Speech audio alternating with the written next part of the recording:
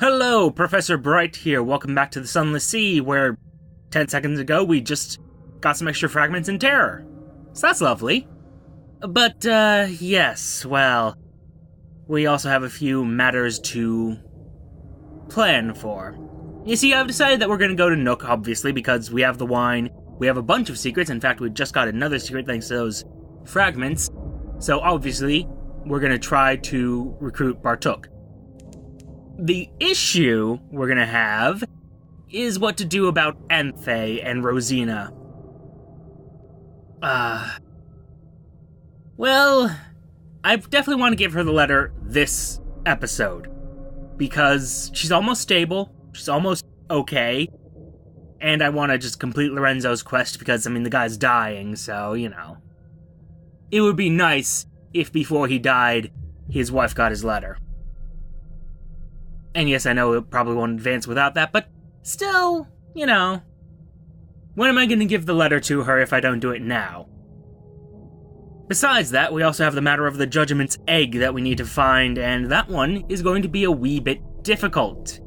Because, well, I looked up the various ways I could get them. Oh, and no stops at Scrimshander, thank you. But no, I looked up the ways I could get a Judgment's Egg, and, well, my choices are to get a Fluke Core again, and bring it to Hell. Well, I say Hell, the Iron Republic, you understand. The issue with that is that it's based on a random chance that the right shop is there. And that I, of course, can find another Fluke Core, because I've sold all the ones that we have, if I remember correctly. Yep, sure looks like I did. Oh well, besides that bit of sadness, we could also possibly find them again on random events, beachcombing at certain ports, Aestiville and the Mangrove College. And our third option is to go south, which we will discuss in a moment, because right now we have to return to Nook. The beast quivers with distaste at your trespass. Good! This is what we needed in our lives. Compile a port report. Yes. Festering acidic. Terribly chaotic. Also, weird orgies within the teeth, too, which is... It's peculiar, shall we say. Now, hello, Bartuk. Batuk. I've been calling you the wrong name for a while now. It looks like it should have an R there. Just saying. Anyway, rekindle Batuk's curiosity. It's your turn to speak. Tell them a lesson you learned at Z. Don't lose your mind. The Z teaches many lessons, and each one has a tale to it. The Nook folk listen closely, keeping their breathing slow to preserve the air. Batuk sits statue still, his broad soldier's hands clasped before him. Come on now. He contemplates your answer, and... The toll of the Z. You tell of drowned sailors and the Fathom King's feast, of the numberless wrecks that litter the deeps. Oh. So close. I just need one more secret, probably, maybe. Well, return to the Great Maw. That was one of our other options, actually. 10 secrets to Irem, in order to get a Judgment's Egg, but, well, seeing as we're here anyway, let's go to the Serrated Abyss, because we do have a lot of those little... Oh, what the devil are they? The phosphorescent nodes? There we are. Phosphorescent node jewels. Okay. Down the Writhing Gullet. The beast is at least centuries old. Its stomach passages are a labyrinth. Who knows what might be lodged in there? Okay. This is always a good plan. These deep dives? Great choices. You swim through a foul labyrinth of passages and intestines. Your eyes sting with every stroke. The water grows ever more bilious. Keep swimming down the gullet. Oh.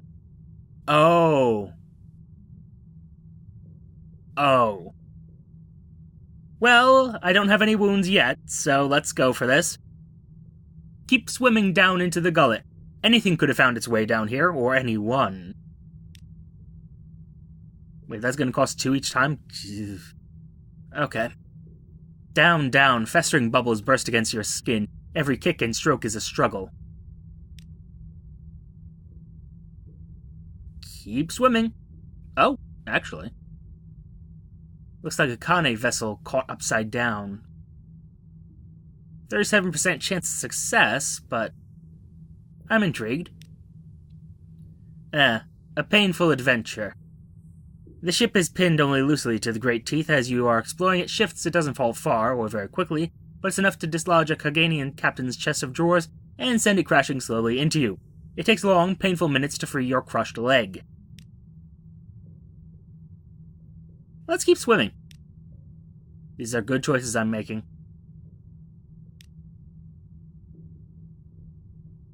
Huh. I'm assuming that this will automatically bring me to the surface. I'm not sure of that, though. We'll find out soon enough. Rescue a lost Nook diver. His light blinks at you through the tunnels below. He seems to be in some distress. This is probably a trap. Welcome aboard. The Nook diver brandishes a knife at the sight of you, but a few gestures calm him down. How long has he been trapped down here? Long enough for the experience to have soured him on Nook entirely. When you convey that you have a vessel waiting, he pleads for the chance to sign on. On his journey to your Zub, he gestured to a few other Nook folk. They quietly peel away from their group and follow. It looks like some in Nook have had their fill of freedom. Another memory of Nook, 3 crew, 10 tales of terror, and 5 memories of distant shores. Useful, at least. Actually, no, that could be useful if I go to Irem. Because if I go to Irem... sorry, upwards one more. I just want to get back to the Zub. If I go to Irem, I can convert those stories into other stories that I don't have as many of. It's not memories of distant shores I'm worried about, it's something else. Yes, buttons are an irritation. Not doing so good. I didn't read that grain text, but couldn't have been anything too important. Anyhow, we are, having some supply issues, so real quick, let's go to the surface, make a visit to Khan's shadow, and fix that. And as I said before, the matter of the Judgment's Egg, we could go south. And when I say go south, I don't mean just travel a little ways to the south like this. No, I mean past the map. Which is a thing you can do, for those of you not in the know. You can go past the map in each of the cardinal directions. It's not necessarily a good idea, and there are some consequences for doing so. In fact, I dare say there's no way we could do it without a dedicated trip where our terror is near 0 and survive that whole ordeal. But, it's a possibility. We'd also have to pass some type of Veils challenge, so not a good choice by any means, but, well, it's an option. Now, I want to get 10 space left, yes. Why? Because we're thinking might as well get the Zoop while we're near the north. Anyway, compile a port report. Not pile a port report, that doesn't make sense. Oh, damn me, I forgot to get another diplomatic agent, didn't I? Pity. Oh well, we'll have to skip Khan's Heart. And let me see. Mount Palmerston's over there. Right by Anthe, convenient. But there was a matter of strategic information, as I recall. Go down to our objectives. Yes. Immortality. Chapel of Lights. So we might as well pick up that strategic info now. It's a little bit out of our way, but we have plenty of fuel to burn. And no risk of explosion thanks to that lovely little aft attachment. You're gonna attack me? Great, thanks. I mean, I've been trading with you guys. Admittedly, I've been also establishing a spy network with you guys. But still, that's fine. Didn't actually shoot at me, which is nice. They know better. Are you? How could I resist? We've struck up a little rivalry, and I have a new weapon to show you. It's a very nice weapon. Dare say, second best in the game. There's no escaping. You know how the story ends. I know how the story ends. Investigate the wreckage.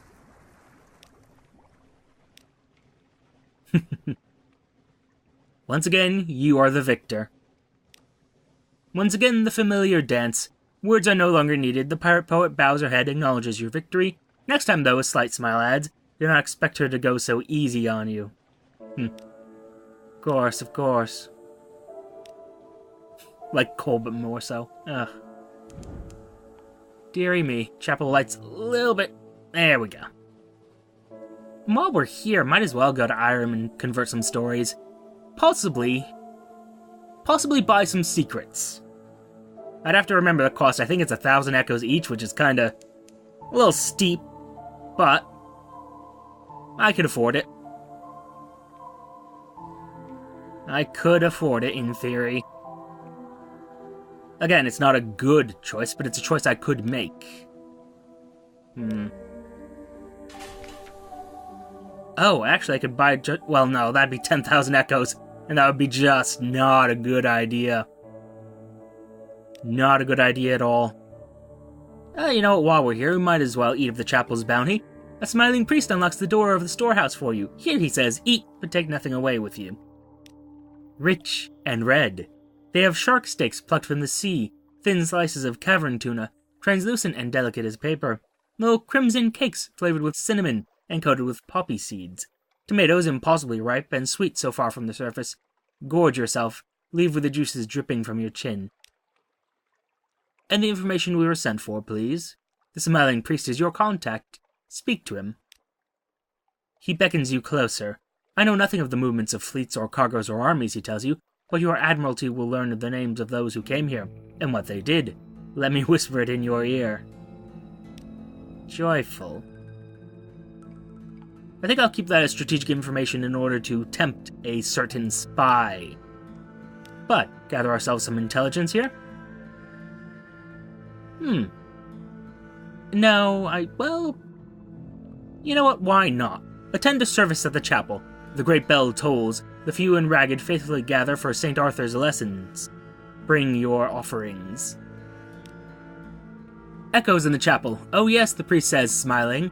The drowned man hums tonight. His song like fish row clouds the water. He waits for the congregation's assent. We will feel him in the harps of us, and if his tune is caught, it will be raised to the sky where the bright birds pass. Hear the congregation cry out like birds, and the cries rattle away into the rafters, and the air hangs sultry and the gods no longer frown. At the end of the service, you leave, your lips still wet and your stomach filled with secrets. You could grow rich on this diet if you live. Gain a little more terror and... interesting. Interesting indeed. But, extra secret, useful. Now it's only 9,000 echoes if I wanted to buy my way into getting a Judgment's Egg. Or more, I'm pretty sure it's 999 echoes per secret at Irem, but not 100% on that. Come, let's go. Rush this along. Actually, yeah, lights would be useful, because our terror situation... It's not bad yet, but it's at that point where it could get bad. That unfortunate little tipping point. It's awfully close. Hi. Oh.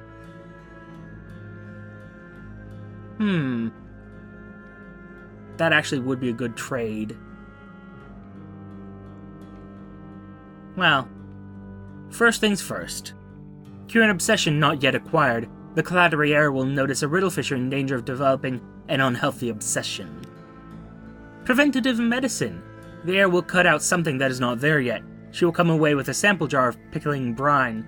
The specimen will grow there later, slowly, layers of tissue gradually forming a missing kidney.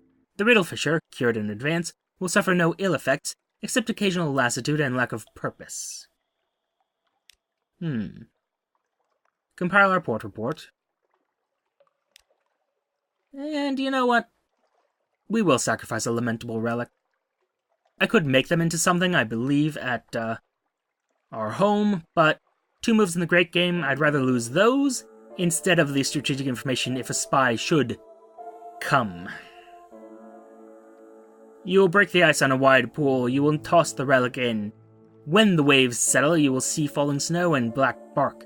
You will see two men standing in wintry woods. The younger will prove himself to the older. Others have done so before, others will do so after.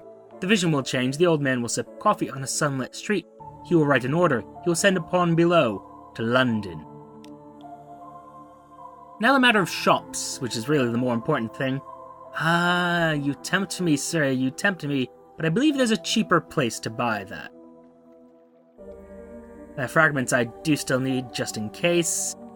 So we'll leave all this for now. Although... tempting. Not threshold, although 50 fuel wouldn't be bad. Yes, 1,000 echoes each. Ugh. I'll buy one, just to be certain about Batuk. And you. Prisons of the Surface, which we exchange for Z-Stories. Tales of Terror aren't that useful to me, though. So I'm willing to do that. Bring itself down to 6. Searing Enigmas, I should probably spend some of these, but we'll hold on to them for now. For now. And onward to elsewhere. Anthe, well, Mount Palmerston, then Anthe, or we could always just take a trip below first.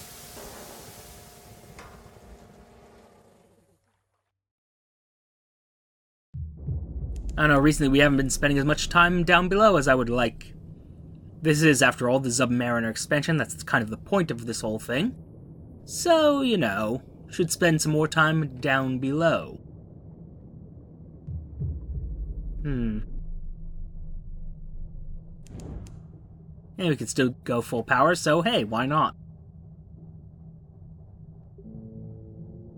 We'll be going to Palmerston before Anthe, though. Just cause. Oh. Well, isn't that unpleasant? Something's been following us. It's patient. Yeah, that's, not exactly reassuring. Hey, something awaits you is back. Wonderful. Hello? Ooh, a neither. You know what? Why not? Oh, and a Thalate. Great. Great, there's more of you. Well, we'll start with you.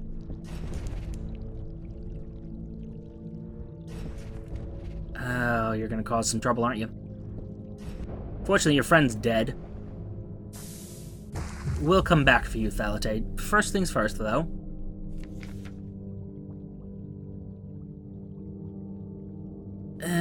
This will cause terror. But I'm okay with that. It'll stop wriggling soon. Any moment now. Send crew into the carry-on slick. The body's liquefying and spreading. Soon it will be nothing but a swirl of shattered water. If you want to search the remains, you must act now.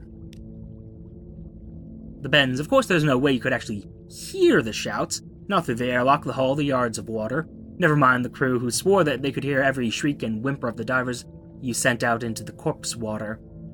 And besides, from what you saw, there wasn't time for screaming. The dark slick gathered around their diving suits, enfolding them like a cloak. You glimpsed one terror-contorted face through the glass of their helmet as they were bundled up in darkness, and then it was over. Only a little flotsam remained. The water was clear, as though the neither had never been. But I'll take that foreskin to lack. Useful stuff, and the Thalate must die next. And... would be nice if that actually... I don't know if it actually does stagger them or not. I'm not sure. It might just be for... ships. Or it might just be on a very low chance, but... well, regardless. You gonna stop spinning there, guy? Because that's kind of disturbing. And you took 2 of my crew. I needed those. For things. Maybe. Not really. Dissected for knowledge, perhaps it'll make more sense in pieces. Excellent. Finished, Skipper. Now what about a spot of lunch? The dissection and classification goes slowly. What manner of creature would need a beaked mouth, a hooked sucker maw, and a double handful of maxillipeds? and several organs once removed simply will not stay put in their designated piles. Not until you start staking them to the deck, anyway. By the end, you have a new appreciation for what astonishing contortionist acts Mother Nature can perform under duress. And you have enough spare parts to open an avant-garde restaurant besides. Delicious. More live specimens, which is fairly useful. This is Frostfound. Not exactly where I want to be. And we've gone and scraped up our hull again. Oh, good. This. Look, I just don't want to fight you right now. I don't, and so I won't. Actually should go up just to... Okay, that's the Khanate. I was wondering what the shapes were. But, yeah. Frostfound, let's get in there real quick. Also fix our oxygen situation. I know.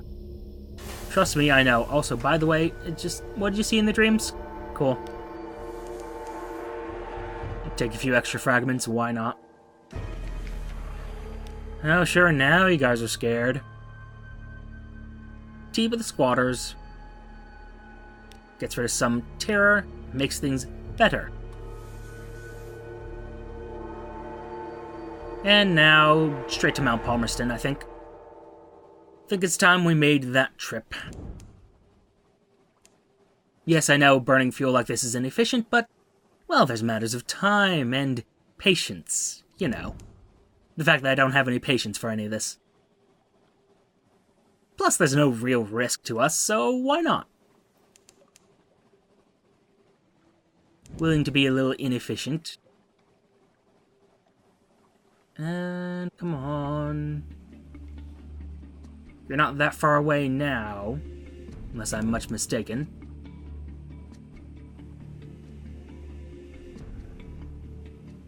Yep, not that far at all. Well, there we go. Didn't even need to bother with the map. And dock. Hello. You're the reason I actually came here, truth be told. The merciless Modesty. Ah, yes, you'll do nicely. I need a ship, dear heart, and I rather flatter myself that you need me. Adorable. Welcome aboard. The Modesty neither packs light nor suffers fools gladly. One solitary scratch on my steamer trunks from you sniveling little homunculi, and I take the whole blessed lot of you apart at the seams. She turns back, her lips curling to a smile. As I was saying, Captain, you really must try to take the waters here before our cruise. Most invigorating, Brimstone. Yes. Quickly, and I haven't chatted with most of my crew, in fact, I probably should, truth be told, but what's going on with you? Solace Fruit? Ah, and Zoop. Well then. Oh well. Buy our ambiguous Eolith, and buy 6 Zoop. A little more than I expected to buy, but oh well. Such things do happen. Don't really need more supplies, but we'll buy one more just in case, why not? And onward.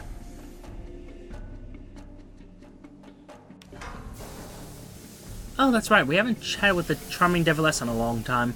I think she needed souls, as I recall. Which I probably sold, truth be told, just because... yeah. Just because I didn't really need it. But we got our Zoop, so we'll be able to recruit the Propagandist and one more for the Merciless Modesty when that time comes. Still, not our problem right now. Our focus is on Anthe. Come on, dock. First things first, gather our port report. Now visit Rosina. Let me see. Perform a drowny hymn for Rosina as an option. There might be a healing effect to its harmonies.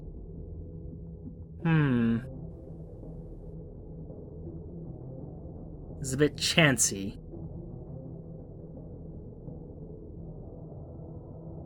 Perform a drowny hymn for Rosina.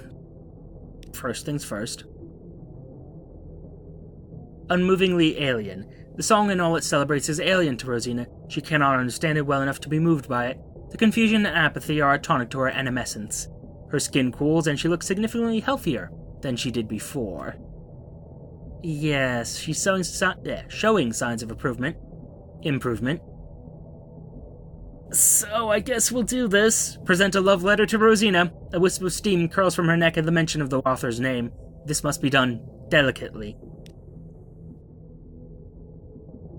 A love letter, carefully consumed.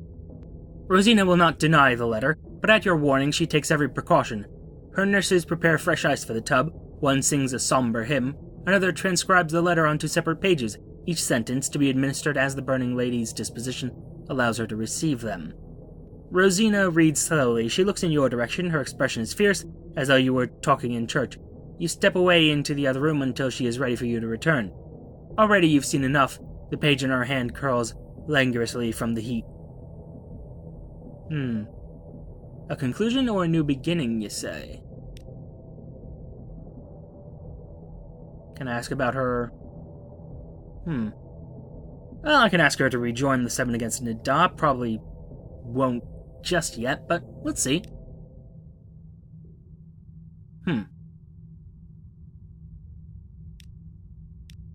Close. Still. Return to the rest of Anthe. Could worry about going sharper, but no. Good news, she didn't catch fire.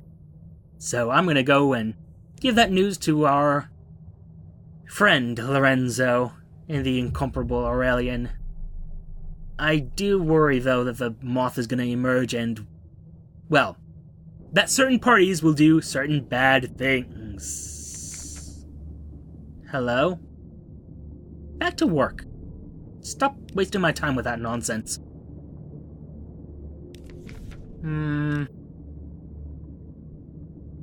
It is on my list, okay. Whenever it doesn't show up the name, I'm always like, do I know about this rift? Do I know about it?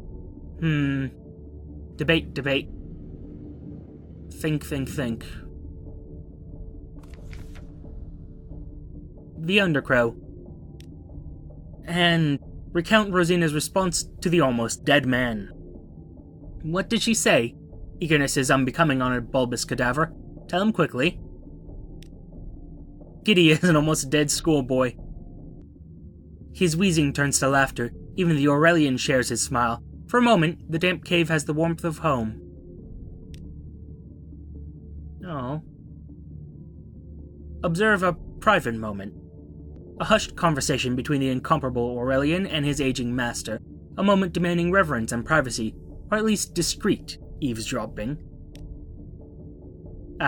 Confessions interrupted. The almost dead man's voice is a hoarse whisper, unrecognizable from the shadows. As you move closer, his sunken eyes catch yours. Was that a wink? My boy, he says to the incomparable Aurelian, his voice clearer for your benefit. When my time is done, do you really intend to pin my only legacy for one of your displays? The younger man looks aghast and then breaks into warm laughter. Of course not, sir. No spreading board could hold you. Assemble our report first. I do want to observe this, but, well, just in case I forget. Attend to the hatching. The almost dead man's breathing has faded to a rattle. Joylessly, the incomparable Aurelian says, "It's time." At long last. The passage is gentle, but not without horrors. You ensure that pain is kept to a minimum, while the incomparable Aurelian sits by the old man's side, taking notes in one hand and holding his mentor's hand with the other.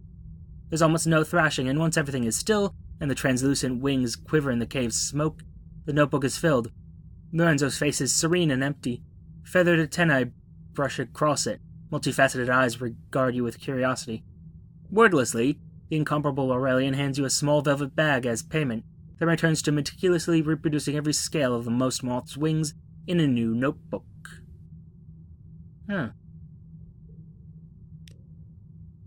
Deal with what's left behind. Lorenzo the most moth, stretches its scaled wings, lazily. The incomparable Aurelian continues his sketchings without a thought of his old master's corpse shell. Drawn to the fire, reluctantly the Aurelian closes his notebook. If I keep the lighthouse's fire burning, I could observe you for a lifetime, he tells the moth. There's a final matter of his to deal with. He returns to the crumpled remains of the almost dead man. His brother, the factor at Port de Meaux, will want something to bury. He can make do with this husk. With a rush of wind, the mouse moth flies up into the fog, circling the fire and casting flickering patterns onto the cave walls. Well, there's apparently a chance for that to have gone terribly wrong. Good to know. Good to know. Worrisome. Very worrisome, but still good to know. And I do think it our responsibility to bring his body back to Demo's Island. And crash into this iceberg? I'm not sure what you would call that. It's definitely made of ice, but underwater. So, I have several questions there, actually. Storm Bones? Is that what we're calling this now? Oh well. Onward to elsewhere. Come, we all know how this story is going to end. I'm just going to burn more fuel. You're going to go a bit faster. That guy's going to just sit there. Might be the Alcaeus class Corvette. Don't really care at the moment just because, you know. We have more pressing issues to attend to. A body to deliver. Well, sort of a cocoon, really, to deliver. Several questions there, but yes. Deliver Lorenzo's remains to the Factor. The affable Factor receives his brother's coffin solemnly. You counsel against looking within. A moth, you say. Can't say it was how he'd have wanted to go, but I don't think he ever intended to go at all. The affable Factor sighs and lights his pipe. The fungal smoke is all too familiar. Knew he'd meet a bad end with that lot. Too much stirring up trouble and not enough enjoying what they'd got. 7's an unlucky number if you ask me. He rests a hand on the coffin. Thank you anyway. I'll do something appropriate with him. Our port report, please. Thank you. And now we have yet more secrets.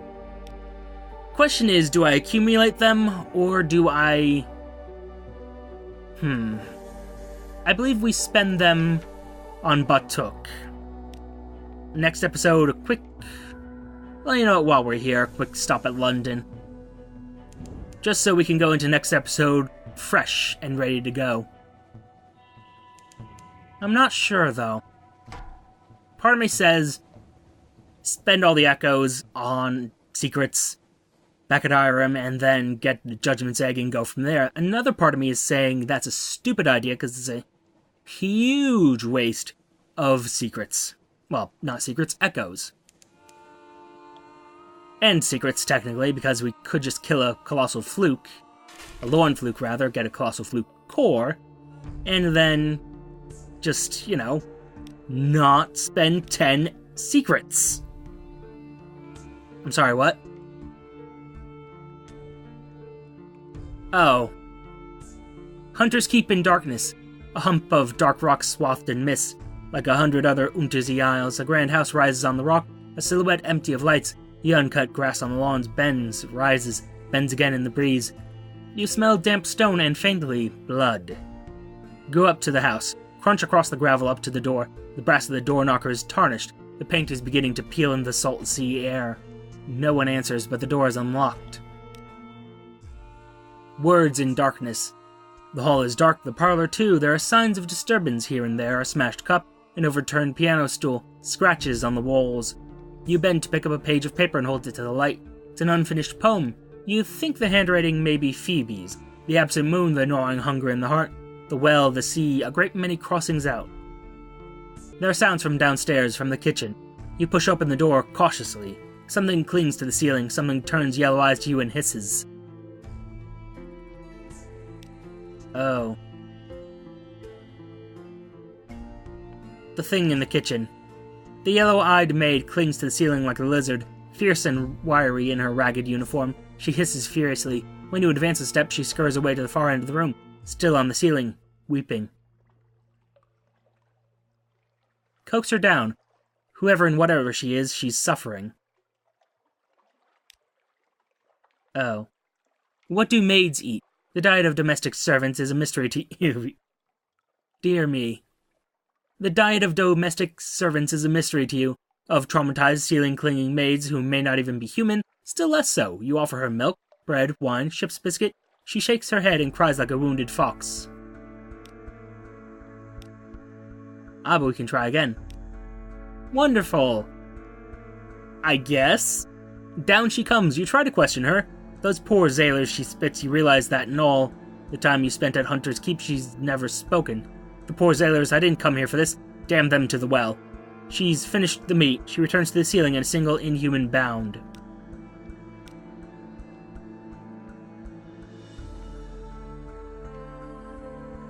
Let's go to the Silent House again.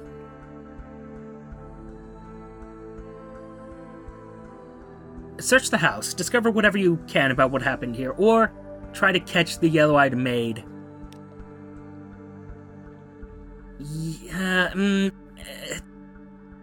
Catch her with a net. She's dangerous and somehow you suspect you may not have much time. Damn it. Remarkable agility. She runs around the ceiling like a squirrel, drops to hiss and claw at one of your sailors, retreats into the scullery, slithers through the windows there, and returns to the chimney, black with soot. You glare at each other, panting. Hunters keep alight. Lady, you are certain that the fire began in the turret behind the house, but it spreads quickly. Sailors tumble, choking from the door as the smoke billows out. The yellow-eyed maid leaps from a window and streaks across the lawn on all fours. Watch, it's all you can do.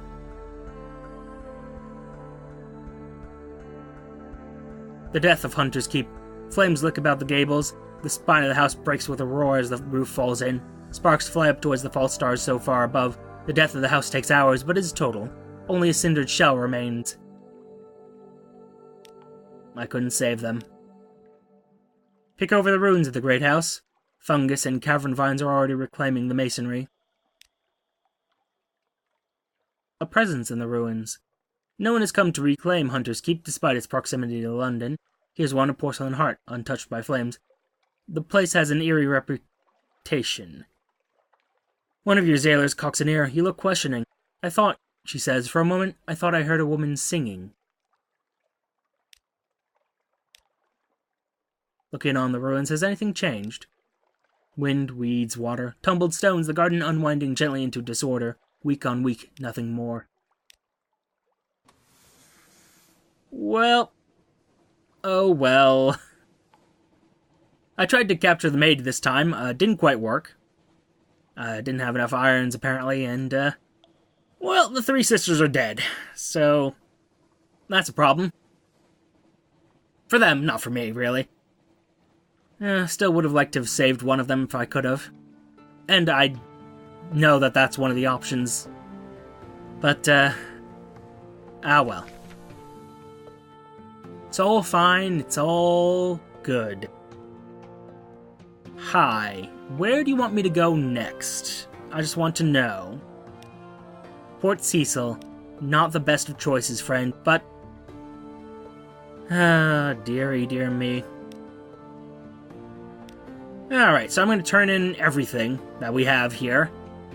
Resupply, and, well, next episode... Oof, what are we going to be doing? Obviously got to make a trip to Dahut, because we do want to help recover Rosina as quickly as possible. Gonna go to Port Carnelian and recruit... Actually, you know what? We're doing this right now. I want to recruit... the Fierce Philanthropist. Where is it? It should be Exchange. Yeah, 5 Parabola Linen. Good, so that's secured. And a Crate of Human Souls, just if I go to the north, and if I go to Mount Palmerston again, which I probably will, we can finish things there. Nook obviously is going to be part of the trip as well, though how I'm going to integrate all 3 of these points, not sure. Probably just boom, boom, boom, but we shall see. And then of course there's the matter of getting the Judgment's Egg. I'm going to have to hunt down a Lornfluke. But all this will wait. It's all matter for the future. For now, thank you for your time. Note the like, comment, and subscribe buttons below. Use them responsibly. And I shall see you all soon.